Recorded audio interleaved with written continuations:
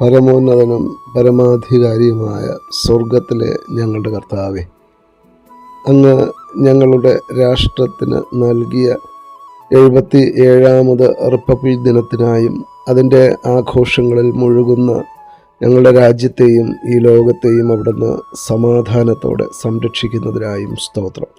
ഞങ്ങളുടെ അധികാര വൃന്ദങ്ങളെ അവിടുന്ന് അനുഗ്രഹിച്ചു കൊള്ളണമേ.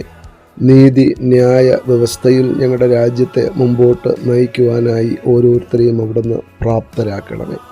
രാഷ്ട്രത്തിലെ ഓരോ ജനത്തിനും അവിടുത്തേതായ സുരക്ഷിതത്വവും സമാധാനവും വളർച്ചയും കാലാകാലങ്ങളിൽ ആവശ്യമായ മറ്റനുഗ്രഹങ്ങളും ദാനമായിട്ട് നൽകി അവിടുന്ന് കാക്കണമേ എന്ന് ഞങ്ങൾ അവിടുത്തോട് പ്രാർത്ഥിക്കുന്നു.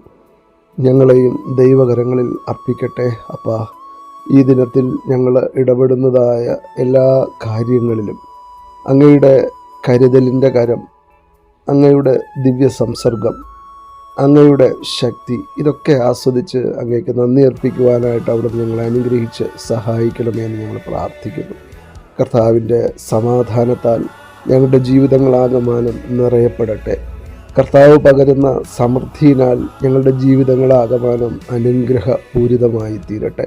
അങ്ങ് പകരുന്നതായ സന്തോഷത്താൽ ഞങ്ങളുടെ ചുണ്ടുകളിൽ പുഞ്ചിരിയും ഞങ്ങളുടെ ഹൃദയത്തിൽ അതിയായ സന്തോഷവും ആസ്വദിക്കുവാനായിട്ട് സാധിക്കട്ടെ.